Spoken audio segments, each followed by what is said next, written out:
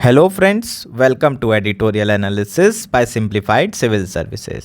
आज 31 मई को जो आर्टिकल डिस्कस किए जाएंगे वो मेनली इंडियन एक्सप्रेस से लिए गए हैं। 3 आर्टिकल डिस्कस करेंगे। फर्स्ट आर्टिकल जो डिस्कस किया जाएगा वो है heat wave and the worker. इस आर्टिकल के अंदर एक मेंस का क्वेश्चन तैयार करेंगे। Explain the impact of heat wave on urban worker and suggest some measure to reduce its impact. Measures की बात करेंगे, वनरेबिलिटीज़ के बारे में चर्चा की जाएगी। काफ़ी इंपॉर्टेंट आर्टिकल है मेंस के पर्सपेक्टिव से। नेक्स्ट आर्टिकल जो डिस्कस करेंगे वो है when a Holkar queen ruled. इस आर्टिकल में हम अहिल्याबाई होलकर के रिन की, उनके कंट्रीब्यूशन की बात करेंगे। 300 ईयर उनकी बर्थ एनिवर्सरी के सेलिब्रेट किए जा रहे हैं। प्रीलिम्स में इससे रिलेटेड क्वेश्चन आपको इस बार दिखाई दे सकता है। नेक्स्ट आर्टिकल जो डिस्कस किया जाएगा वो है स्टैच्यूटरी बेल। स्टैच्यूटरी बेल कब इंट्रोड्यूस की गई, क्या रीज़न था इसे इंट्रोड्यूस करने का, और ये बेल है क्या, इसके बारे में बात करेंगे। नेक्स्ट जो डिस्कस करेंगे वो है एंटिसिपेटरी बेल और डिफ़ॉल्ट बेल क्या होता है। इस बार आपको यूपीएससी प्री में इससे रिलेटेड क्वेश्चन पूछे जा सकते हैं। अगर आपको हमारा एनालिसिस पसंद आ रहा है तो प्लीज़ आप लोग लाइक करिए, कमेंट करिए, शेयर करिए एंड सब्सक्राइब करिए। अगर आपको इसकी पीडीएफ चाहिए तो आप हमारा टेलीग्राम चैनल भी ज्वाइन कर सकते हैं। सिंप्लीफाइड सिविल सर्विस आप सिर्फ टाइप करिएगा तो हम आपको मिल जाएंगे, या फिर नीचे लिंक दी हुई है, आप मोर में क्लिक करेंगे तो डायरेक्ट उस लिंक में क्लिक कर कर भी आप हमारा टेलीग्राम चैनल ज्वाइन कर सकते हैं। आइए शुरू करते हैं हमारा एनालिसिस। हमारा फर्स्ट आर्टिकल है heat wave and the worker. यह आर्टिकल द हिंदू में आया है GS1 इंडियन सोसाइटी के पर्सपेक्टिव से एंड GS3 डिज़ास्टर मैनेजमेंट के पर्सपेक्टिव से इम्पॉर्टेंट है। We already discussed from the disaster management perspective in our previous article. In this article, we will discuss it from the perspective of Indian society. We will talk about heat wave and its impact on the worker.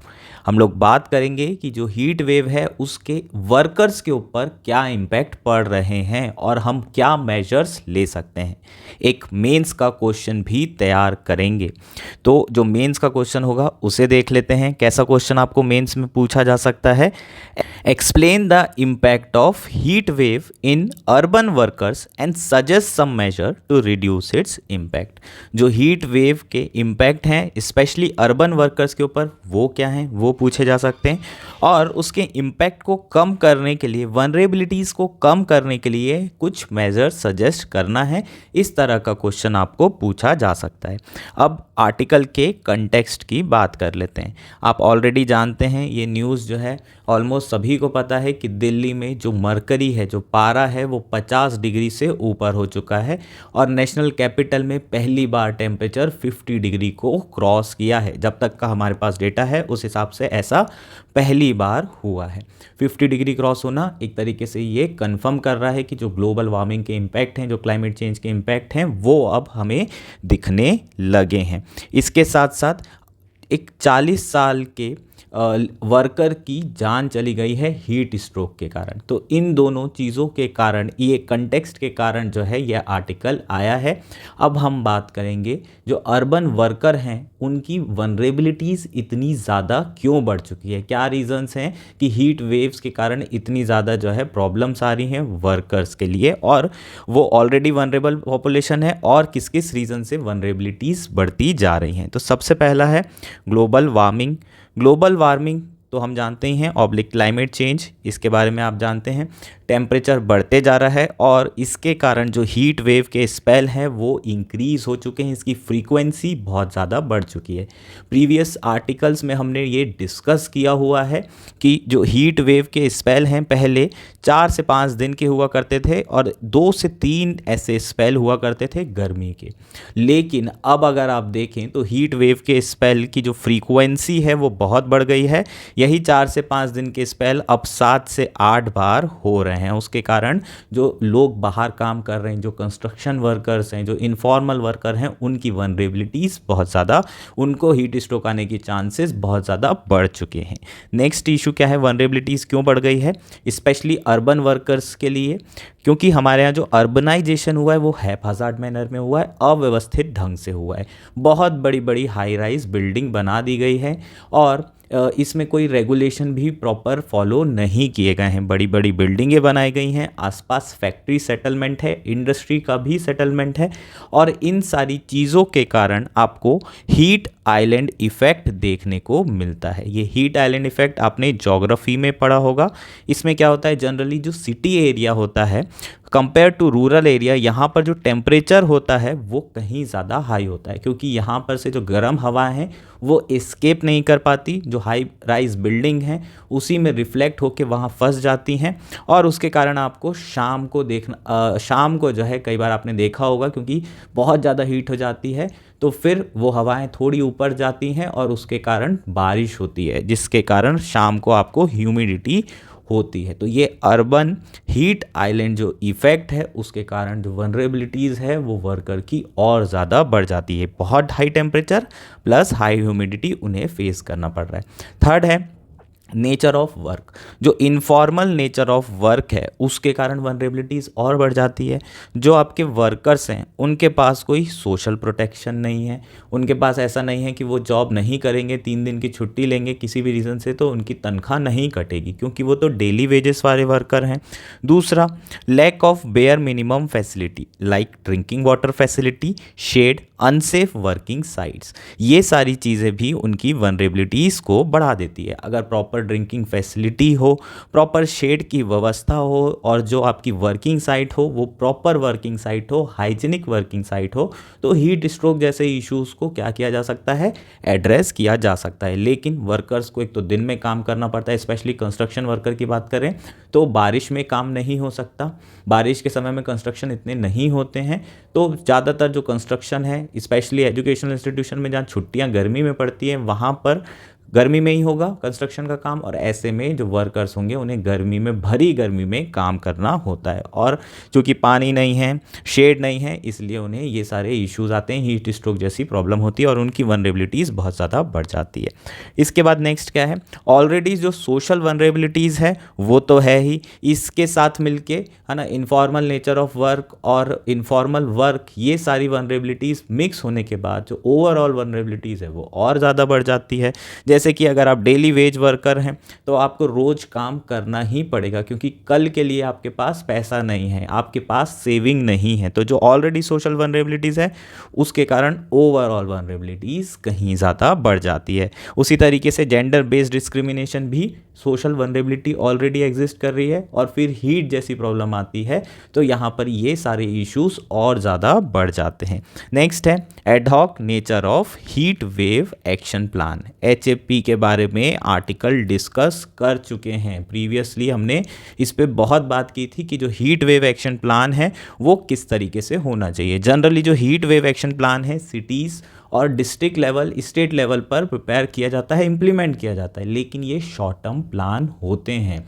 ये जो plan है ये एक one size fit all approach वाले plan होते हैं, जिसमें अलग से वर्कर्स को कैटेगराइज नहीं किया गया है। कुछ वर्कर की वनरेबिलिटी ज़्यादा है, कुछ की कम है, लेकिन प्लान जो है सब के लिए सेम होता है। तो इसमें बहुत सारे इश्यूज़ हैं, इसलिए जो अर्बन वर्कर्स हैं उनकी वनरेबिलिटीज़ कहीं ज़्यादा बढ़ जाती है, और जो HFP होते हैं उनका जो फोकस, जो बायसनेस है वो रूरल वर्कर्स के ऊपर ज़्यादा होता है। तो ये भी एक इशू है।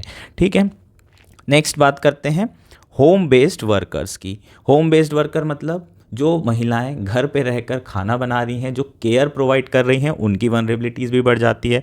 उनको इस हीटिंग एनवायरनमेंट में, इस गर्मी में जो है बहुत समय स्टोव के सामने बिताना पड़ता है, उसके कारण बहुत ज़्यादा हीट होती है, खाना बहुत ज़्यादा ख़राब हो जाता है गर्मियों में, रेफ्रिजरेटर की व्यवस्था नहीं होती है, क्योंकि खाने की व्यवस्था नहीं है, रेफ्रिजरेटर तो दूर की बात है। तो ऐसी सिचुएशन में खाना ख़राब होता है, ज़्यादा से ज़्यादा समय उनको कहाँ बिताना पड़ता है, खाना बनाने में। केयर बहुत ज़्यादा बढ़ जाती है और ज़्यादा से ज़्यादा समय वो कहाँ पर रहते हैं, heating environment.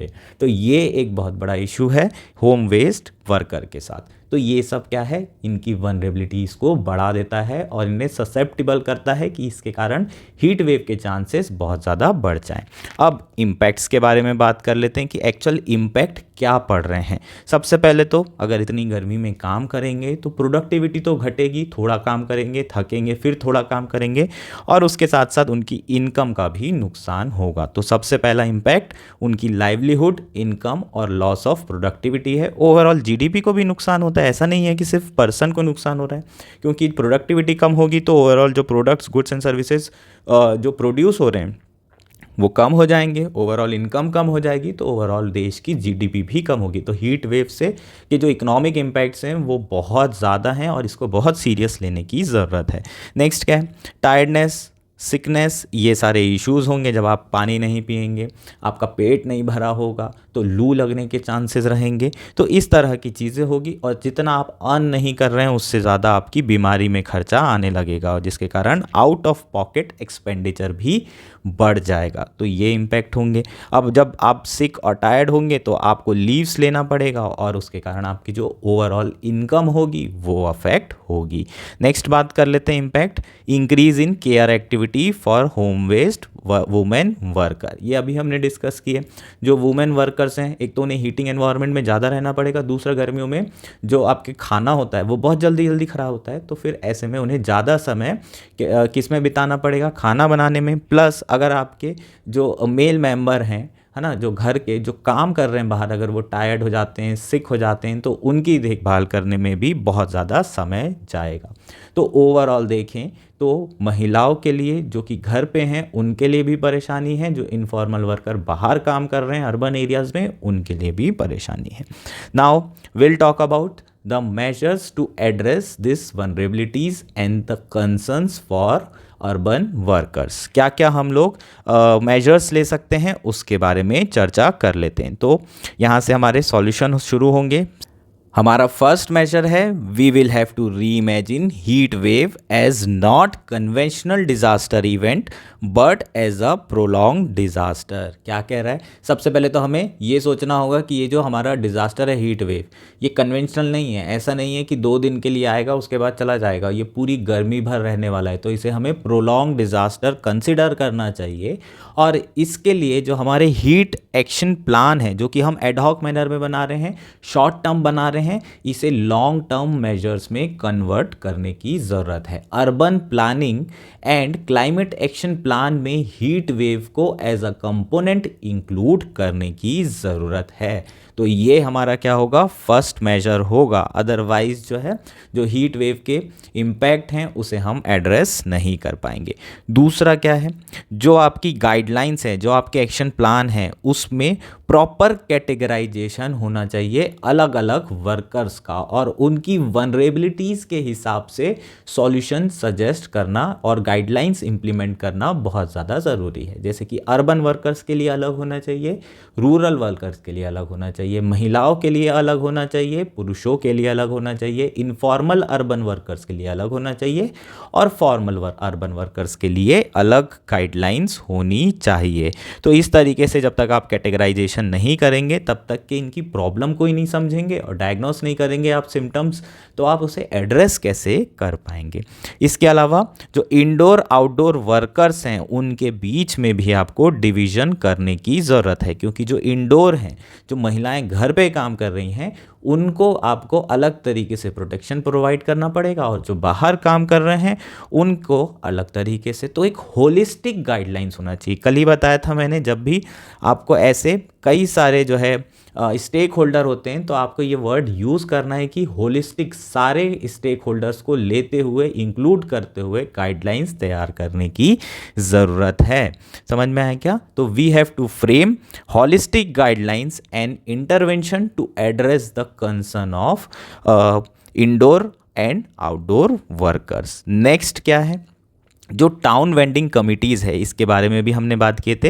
Heat action plan बनाने के लिए टाउन वेंडिंग कमिटीज़ होती है, ये जो है इनपुट देती हैं।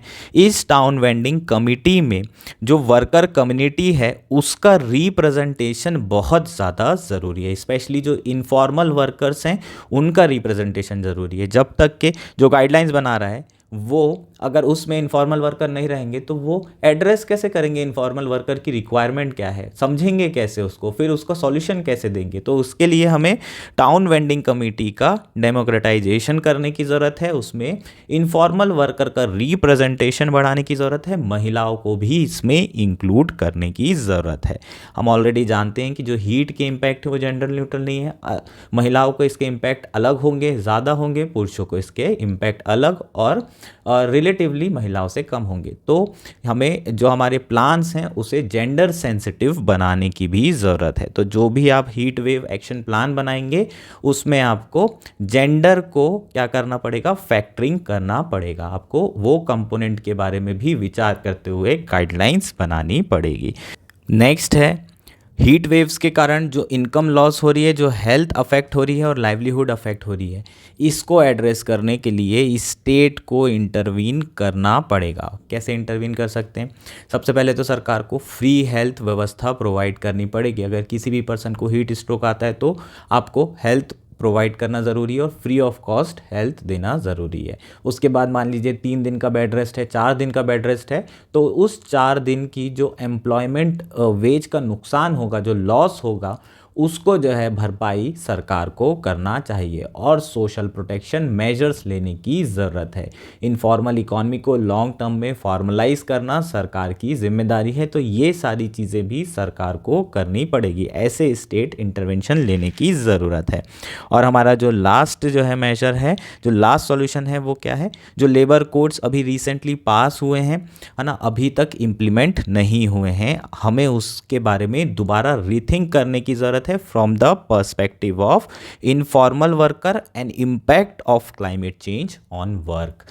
इसके हिसाब से हमें लेबर कोड्स को दोबारा से रीथिंक करने की ज़रूरत है और उसमें चेंजेस करने की ज़रूरत है। तो ये बेसिकली हमारे पूरे सॉल्यूशंस हो जाएंगे। होपफुली आपको सारे सॉल्यूशन क्लियर हो गए। हीट वेव इस बार आपको मेंस में दिखाई देगा, प्रीलिम्स में हीट वेव और मरीन वेव से रिलेटेड क्वेश्चन पूछा जा सकता है। प्लीज़ इसको अच्छे से पढ़ के जाएं। हमारा नेक्स्ट आर्टिकल है when a Holkar queen ruled. यह आर्टिकल इंडियन एक्सप्रेस में आया है। GS1 मेंस हिस्ट्री के पर्सपेक्टिव से बहुत इंपॉर्टेंट आर्टिकल है। आपको डायरेक्टली मेंस में क्वेश्चन पूछा जा सकता है, हिस्ट्री में, आर्ट एंड कल्चर में आ सकता है। आपको पूछा जा सकता है अहिल्या बाई होलकर के कंट्रीब्यूशन की बात करिए। Social contribution, art and culture में contribution, economic contribution, administrative governance में कंट्रीब्यूशन, इस तरीके से अलग अलग डायमेंशंस आपको लिखना पड़ेगा। तो अहिल्या बाई होलकर के कंट्रीब्यूशन की बात की जाएगी। उसके अलावा आपको कहाँ पूछा जा सकता है? GS4 में, एथिक्स में भी आपको क्वेश्चन आ सकता है। आपको क्वेश्चन ऐसे जनरल पूछा जा सकता है। अगर आप स्पेशली गर्ल हैं, वुमेन हैं और आप आंसर लिख रही हैं और आप किसी महिला के बारे में लिखना चाहती हैं कि कोई ऐसी वुमेन लीडर है जिससे आप बहुत ज़्यादा इंस्पायर हैं, तो आप जो है अहिल्याबाई होलकर के बारे में लिख सकते हैं। उनकी जो क्वालिटी है उसके बारे में लिख सकते हैं जिसने आपको बहुत ज़्यादा इन्फ्लुएंस किया है। इंटरव्यू में भी स्पेशली जो महिलाएं हैं, जो लड़कियां हैं, उनसे अगर क्वेश्चन पूछा जाता है कि बताइए आप किससे बहुत ज़्यादा इंस्पायर हैं, तो वहाँ भी आप अहिल्याबाई को कोट कर सकती हैं, उनके बारे में बता सकती हैं। तो मेंस पर्सपेक्टिव से तो बहुत इंपॉर्टेंट आर्टिकल है। प्रीलिम्स के पर्सपेक्टिव से भी बहुत ज़्यादा इंपॉर्टेंट है। आजकल प्रीलिम्स में आप देखेंगे छोटी छोटी डायनेस्टीज़ के बारे में बहुत ज़्यादा क्वेश्चन पूछे जा रहे हैं और होलकर डायनेस्टी के बारे में भी क्वेश्चन आ सकता है और उसमें अहिल्याबाई के बारे में भी क्वेश्चन पूछा जा सकता है।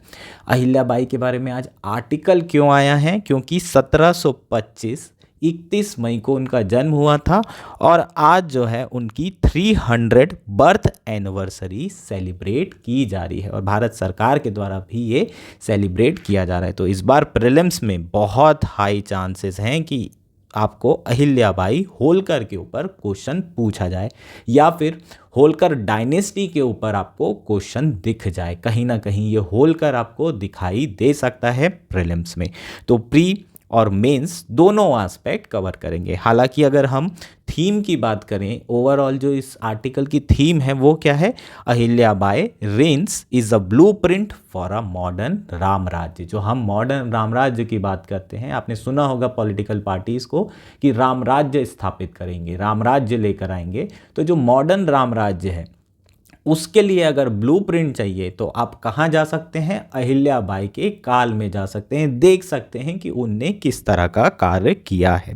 अहिल्याबाई की बात करें तो Ahilyabai is a great administrator and visionary leader with a spiritual inclination. इस तरह का इंट्रोडक्शन भारी भरकम होना चाहिए, तब मज़ा आएगा। ठीक, अब उनके जो काल है उसकी बात कर लेते हैं। शी वॉज बॉर्न इन 31 मई 1725 इन अ ब्राह्मण फैमिली।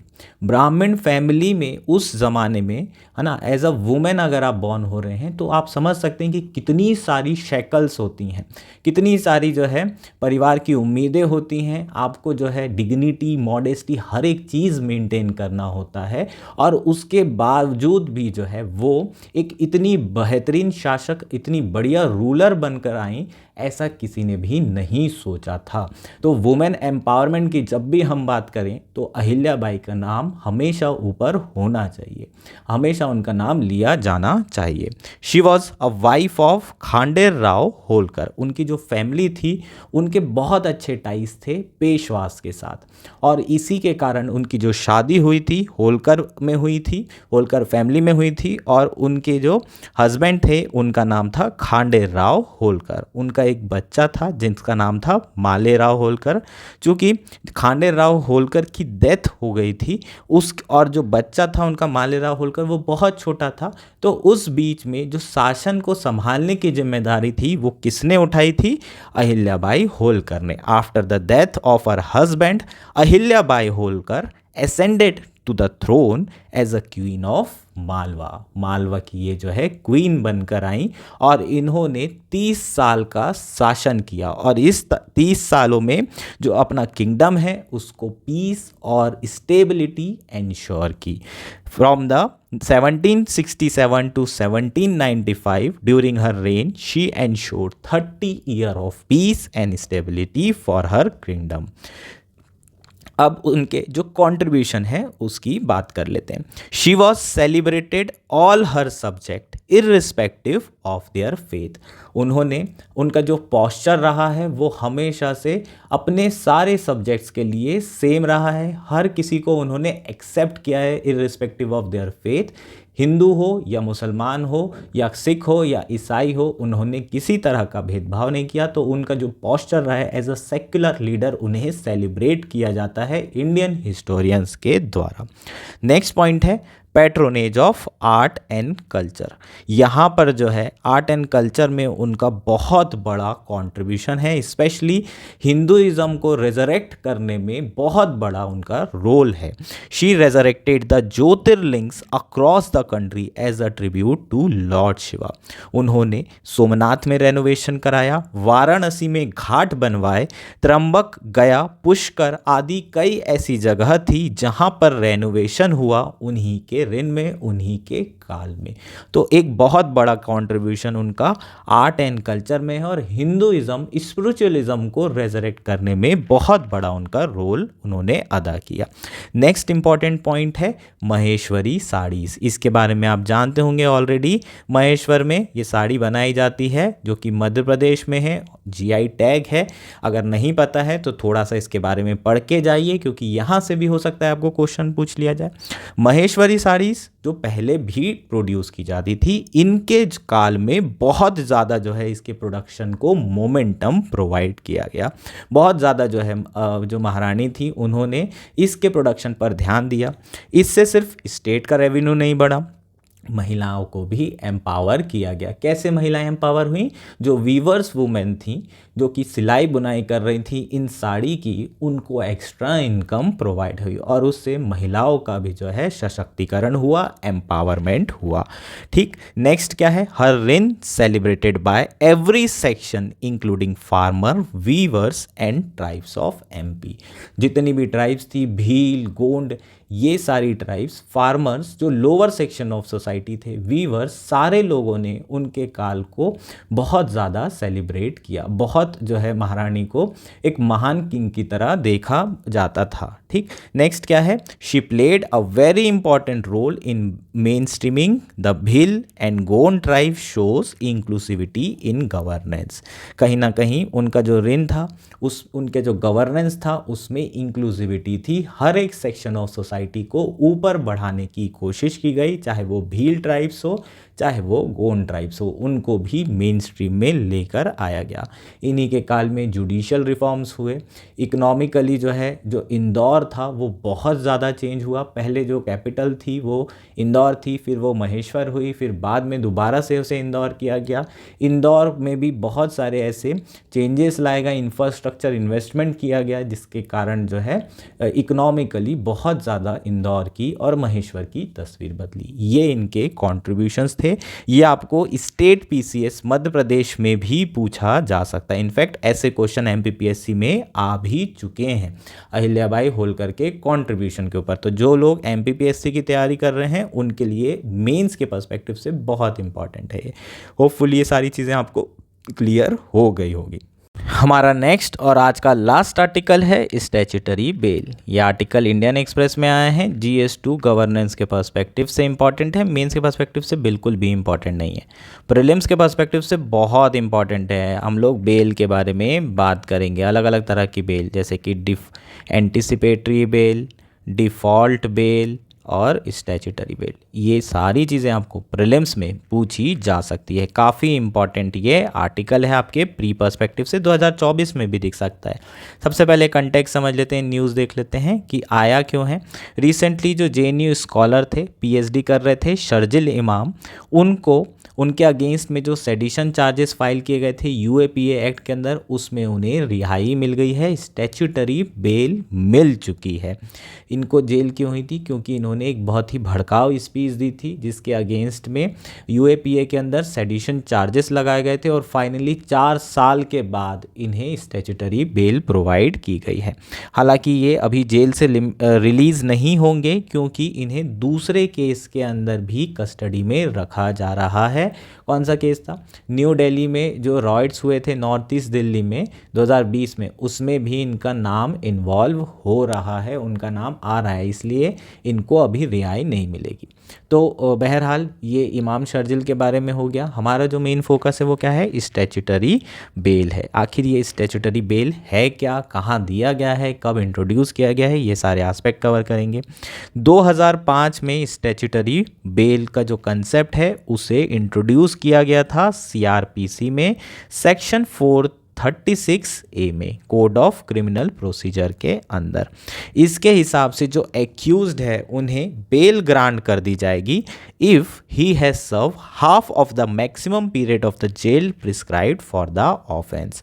अगर जो एक्यूज्ड है वो मैक्सिमम 10 साल की जेल है और 5 साल जो है एज एन अंडर ट्रायल काट लेता है, तो उन्हें स्टैट्यूटरी बेल प्रोवाइड की जाएगी नो मैटर व्हाट।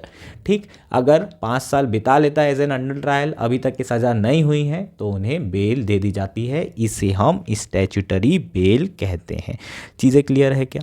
ये क्यों लाया गया था? क्योंकि जो प्रॉब्लम है अंडर ट्रायल प्रिजनर्स की वो बहुत ज़्यादा बढ़ती जा रही थी। बहुत सारे, क्योंकि हमारा जुडिशियल सिस्टम आप जानते ही हैं, डेट पे डेट, तारीख पे तारीख वाला जो सिस्टम है वो चला आता है और उसके कारण बहुत डिले हो जाती है जस्टिस। बहुत सारे अंडर ट्रायल जेल में होते हैं, कई तो ऐसे होते हैं जिन्होंने कुछ किया भी नहीं होता है, 5-5 साल जो है सज़ा काट लेते हैं और उनकी टोटल सज़ा मिला के 6 साल हो रही होती है जो ऑफेंस उन्होंने किया है, और बिना ऑफेंस कन्विक्ट हुए जो है, जो भी उन्हें चार्ज लगाया गया है, बिना कन्विक्शन के ही उन्हें 5 साल 6 साल जेल में रहना पड़ता है। इसलिए ये प्रावधान को लाया गया है। और जेल में जो भीड़ थी वो भी बहुत ज़्यादा बढ़ रही थी, इतनी कैपेसिटी भी नहीं थी, इसलिए भी ये जो स्टैट्यूटरी बेल का जो कंसेप्ट है उसे इंट्रोड्यूस किया गया था। तो अदर प्रोटेक्शंस क्या हैं? अदर बेल के बारे में बात कर लेते हैं। अगर बेलेबल ऑफेंस है तो सेक्शन 436 के अंदर मैंडेटरी बेल ग्रांट करना ज़रूरी है। अगर जो एक्यूज़ है वो अपना क्या कर दे, बेल बॉन्ड जो है फर्निश कर दे। अगर बेल बॉन्ड जो है वो उपलब्ध करा देता है, कुछ अमाउंट जो है उसका एक बॉन्ड बनवा के देना पड़ता है, वो बॉन्ड जैसे ही उसने दिया तो उसे बेल तुरंत मिल जाएगी, जो भी बेलेबल ऑफेंस ऑफेंस होते हैं। नॉन बेलेबल ऑफेंस में क्या होता है, बेल केवल कोर्ट के डिस्क्रिशन पर ग्रांट की जाती है। जैसे कि पीएमएलए के अंदर अरविंद केजरीवाल को बेल नहीं मिल पा रही है, यहाँ पर पूरा का पूरा डिस्क्रिशन किसका होता है, कोर्ट का होता है। अब एक होता है डिफ़ॉल्ट बेल। डिफ़ॉल्ट बेल क्या होती है, to shield from lengthy periods of incarceration without trial court also grant default bail. Under section 167(2) of CRPC, police have 60 days to complete the investigation and file a final report before the court. For offence that prescribe death sentence or life imprisonment or jail term for not less than 10 years, this period of investigation is 90 days. क्या है कि कई बार होता है कि police वाले chargesheet वार्जशीट कुछ file नहीं करते हैं, है ना, बस केस फाइल कर दिया। कई बार पॉलिटिकली मोटिवेशन के कारण ये केस फाइल कर दिया जाता है, हरासमेंट करने के लिए लोगों को केस फाइल कर दिया जाता है। और अगर 90 दिन के अंदर अगर उन्होंने चार्जशीट नहीं दी, कौन कौन से केसेस में, अगर जो एक्यूज्ड है उसके ऊपर कौन सा केस है, लाइफ इम्प्रिजनमेंट का है, या फिर डेथ सेंटेंस से रिलेटेड है, या फिर 10 साल से ऊपर की सज़ा है, तो इन केसेस में 90 दिन के भीतर अगर क्या है चार्जशीट फाइल कर देती है पुलिस तो ठीक, अगर नहीं करती है चार्जशीट फाइल तो डिफ़ॉल्ट बेल उन्हें मिल जाएगी, ऑटोमेटिकली उन्हें बेल के वो हकदार हो जाएंगे। अगर नॉर्मल ऑफेंस है तो 60 दिन के अंदर, 2 महीने के अंदर एफआईआर, चार्जशीट, हर एक चीज़ फाइल करनी होती है। अगर 60 दिन में कर दिए तो ठीक, नहीं किए तो जो एक्यूज्ड होगा उसे डिफ़ॉल्ट बेल मिल जाएगी। एक और बेल होती है, वो है एंटीसिपेटरी बेल। एंटीसिपेटरी बेल के बारे में आपने सुना होगा। कई बार क्या होता है, अगर आपको लगता है कि आपको अरेस्ट किया जा सकता है तो जो लोग होते हैं वो एंटीसिपेटरी बेल ले लेते हैं, पहले से ही अनुमान लगा लेते हैं कि उन्हें अरेस्ट किया जाएगा, तो वो जा कर के जो मजिस्ट्रेट होते हैं उनसे बेल ऑर्डर पहले से ही ले लेते हैं, और जैसी पुलिस आती है अपना एंटीसिपेटरी बेल ऑर्डर दे देते हैं और दिखा देते हैं कि ये देखो भाई, हमारे पास एंटीसिपेटरी बेल ऑर्डर है, आप हमें अरेस्ट नहीं कर सकते। तो एंटीसिपेटरी बेल ये होता है। चीज़ें क्लियर है क्या? तो ये तीनों बेल के बारे में हम लोगों ने डिस्कस कर लिया, और तीनों में आपको क्वेश्चन पूछा जा सकता है ना, आपको मैच द फॉलोइंग टाइप का क्वेश्चन आ सकता है। होपफुली ये सारी चीज़ें क्लियर है। ये हमारा लास्ट आर्टिकल था। That's it for today. Thank you and enjoy your day.